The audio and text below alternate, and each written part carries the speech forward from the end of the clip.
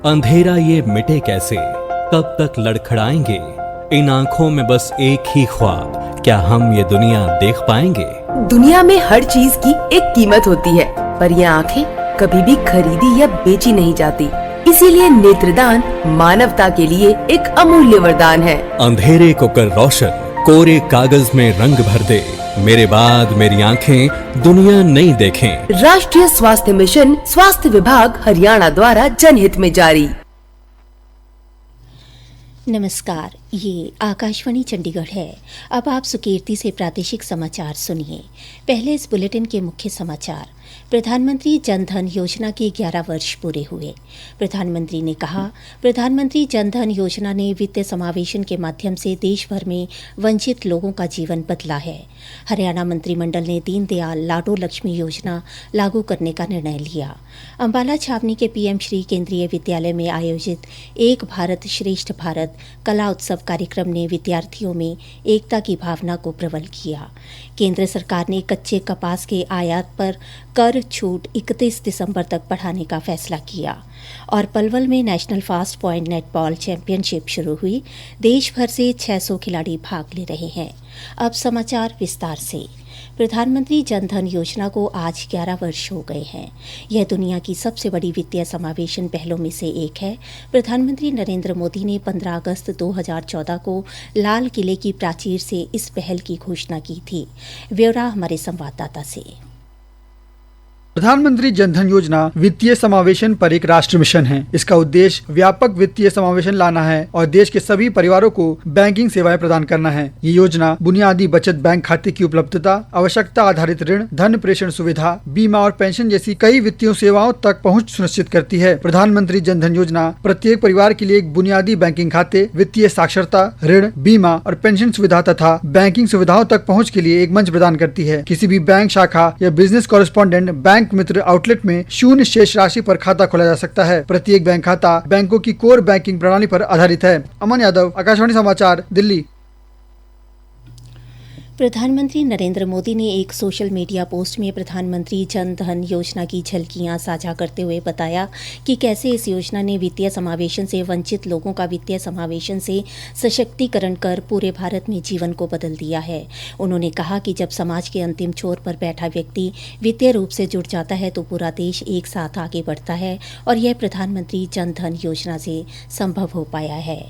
हरियाणा मंत्रिमंडल की आज मुख्यमंत्री नायब सिंह सैनी की अध्यक्षता में चंडीगढ़ में हुई बैठक में महिलाओं की सामाजिक सुरक्षा और सम्मान के लिए दीनदयाल लाडो लक्ष्मी योजना को लागू करने का निर्णय लिया गया।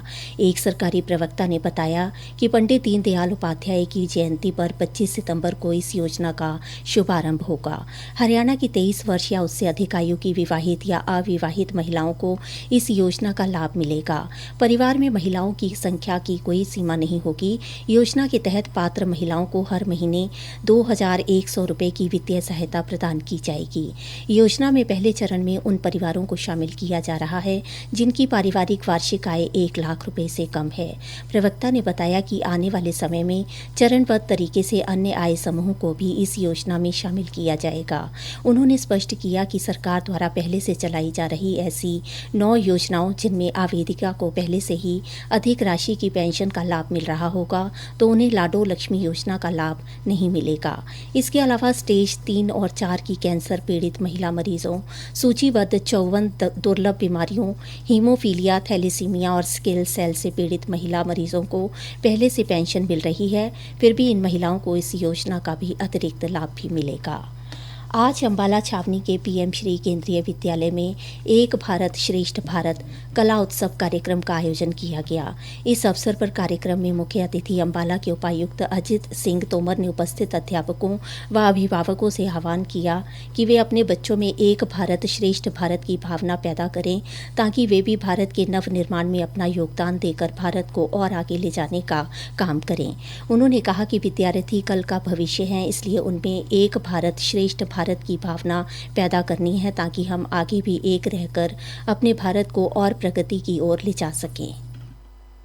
केंद्रीय विद्यालय के द्वारा जो आज यहाँ पे रीजनल वर्कशॉप की गई है भारत श्रेष्ठ भारत, बहुत ही अच्छा कार्यक्रम है। कार्यक्रम के माध्यम से हम अपनी जो युवा पीढ़ी है, जो आज के बच्चे हैं, कल हमारा नेतृत्व संभालेंगे, उनको पूरे देश में जो हमारी डाइवर्सिटी है, हमारा जो डिफरेंट कल्चर है, भाषा है, तौर तरीके है, संस्कृति है, उसके बारे में सीखने का और दूसरों को दिखाने का मौका दिया जा रहा है। मैसेज बहुत क्लियर है कि भारत एक है, चाहे आप असम से लेके तमिलनाडु, कश्मीर या दिल्ली तक, सभी पूरा भारत एक है, सभी भारतीय एक समान है और चूंकि एक है इसलिए श्रेष्ठ है। उन्होंने कहा कि देश के प्रधानमंत्री नरेंद्र मोदी का विजन है कि हम एक हैं, एक रहकर ही देश को आगे ले जा सकते हैं। कार्यक्रम में केवीएस गुरुग्राम संभाग के उपायुक्त वरुण मित्र ने विशिष्ट अतिथि के तौर पर शिरकत की। इस मौके पर श्री तोमर ने स्कूल प्रांगण में लगी कला प्रदर्शनी का भी उद्घाटन कर अवलोकन भी किया। स्कूल प्राचार्य हरिंदर सिंह लांबा ने कहा कि कार्यक्रम के आयोजन का उद्देश्य बच्चों में एक भारत श्रेष्ठ भारत की भावना को और प्रबल करना था। प्रादेशिक समाचार आकाशवाणी चंडीगढ़ से प्रसारित किए जा रहे हैं। हमारे बुलेटिनों और ताज़ा समाचारों के लिए आप हमारी वेबसाइट newsonair.gov.in पर लॉगिन कर सकते हैं। ये समाचार हमारे यूट्यूब चैनल और x handle Akashvani news Chandigarh पर भी उपलब्ध हैं। केंद्र सरकार ने कच्चे कपास के आयात पर कर छूट इस वर्ष 30 सितंबर से 31 दिसंबर तक बढ़ाने का फैसला किया है। वित्त मंत्रालय ने कहा कि यह फैसला भारतीय वस्त्र उद्योग के लिए कपास की उपलब्धता बढ़ाने के उद्देश्य से किया गया है। इससे पहले सरकार ने कपास के आयात पर 19 अगस्त से 30 सितंबर तक अस्थायी कर छूट दी थी। हरियाणा और चंडीगढ़ में हर वर्ग के लोगों द्वारा केंद्र सरकार द्वारा ऑनलाइन मनी गेम्स बारे विधेयक पारित किए जाने का स्वागत किया जा रहा है। फरीदाबाद की संदीप कौर ने आकाशवाणी समाचार से कहा कि ऑनलाइन मनी गेमिंग कंपनियां तेजी से पैसा कमाने की चाहत वाले युवाओं को अपने जाल में फंसा रही थीं। अपना दर्द साझा करते हुए संदीप ने बताया कि पैसा लगाकर ऑनलाइन गेम खेलने की लत के कारण उनके परिवार में बच्चे ही अपनी जान गंवा दी। हमारे परिवार का बच्चा अब हमारे बीच में नहीं है। उसने एक ऑनलाइन गैम्बलिंग गेम की लत के कारण अपनी जान दे दी। हम नहीं चाहते कि कोई और माँ बाप हमारी तरह अपने लाल को खो दे। हम सभी माता पिता से निवेदन करते हैं कि बच्चों की ऑनलाइन गतिविधियों पर ध्यान दें और उन्हें इस जाल से बचाएं। अपने बच्चे पर नजर रखें कि आपका बच्चा मोबाइल पर कौन सी गेम खेल रहा है। हम सरकार का आभार व्यक्त करते हैं कि उन्होंने हाल ही में promotion and regulation of online gaming bill 2025 पारित कर ऑनलाइन मनी गेम्स पर रोक लगाने का कदम उठाया। देश भर में श्रद्धा और उत्साह के साथ गणेश उत्सव की शुरुआत हो गई है। 10 दिन तक चलने वाले इस उत्सव का आज दूसरा दिन है। हरियाणा में भी गणेश उत्सव धूमधाम से मनाया जा रहा है। कैबिनेट मंत्री विपुल गोयल ने आज फरीदाबाद में हनुमान शक्ति शनि मंदिर से निकली शोभा यात्रा, आरती और सांस्कृतिक कार्यक्रमों में भाग लिया। इस समय भजन संध्या का आयोजन किया जा रहा है। पलवल के नेताजी सुभाष चंद्र बोस स्टेडियम में आज national fast point netball championship का शुभारंभ हुआ।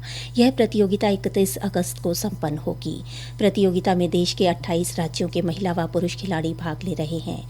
मीडिया से बातचीत में नेटबॉल कोच दीपक अत्री ने कहा, हमारी हरियाणा गवर्नमेंट है वो खेलों को लेकर अच्छा काम कर रही है। हमारे खेल मंत्री गौरव गौतम जी और उनका मोटिवेशन है, इसलिए इन खेलों का आयोजन करा जा रहा है। कम से कम 28 टीमें इसमें पार्टिसिपेशन कर रही हैं और 600 बच्चे पार्टिसिपेशन कर रहे हैं इसमें। और ये पलवल के लिए एक ऐतिहासिक और बहुत अच्छा खेलों को बढ़ावा देने के लिए गवर्नमेंट अच्छा कदम उठाया। उन्होंने कहा कि पलवल के युवाओं के लिए यह प्रतियोगिता जहां आकर्षण का केंद्र बनेगी, वहीं इससे युवाओं को खेलों में आगे बढ़ने की प्रेरणा भी मिलेगी। भारतीय विशिष्ट पहचान प्राधिकरण ने देश भर के स्कूलों से 5 से 15 वर्ष की आयु के बच्चों के लिए समय पर आधार अनिवार्य बायोमेट्रिक अपडेट सुनिश्चित करने को कहा है। प्राधिकरण के कार्यकारी अधिकारी भुवनेश कुमार ने इस संबंध में सभी राज्यों और केंद्र शासित प्रदेशों के मुख्य सचिवों को पत्र लिखकर इससे संबंधित शिविर आयोजित करने में सहयोग करने का अनुरोध किया है। मुख्य समाचार एक बार फिर। प्रधानमंत्री जन धन योजना के 11 वर्ष पूरे हुए। प्रधानमंत्री ने कहा, प्रधानमंत्री जन धन योजना ने वित्तीय समावेशन के माध्यम से देश भर में वंचित लोगों का जीवन बदला है। हरियाणा मंत्रिमंडल ने दीनदयाल लाडो लक्ष्मी योजना लागू करने का निर्णय लिया। अंबाला छावनी के पीएम श्री केंद्रीय विद्यालय में आयोजित एक भारत श्रेष्ठ भारत कला उत्सव कार्यक्रम ने विद्यार्थियों में एकता की भावना को प्रबल किया। केंद्र सरकार ने कच्चे कपास के आयात पर कर छूट 31 दिसंबर तक बढ़ाने का फैसला किया। और पलवल में national fast point netball championship शुरू हुई। देश भर से 600 खिलाड़ी भाग ले रहे हैं। प्रादेशिक समाचार समाप्त हुए।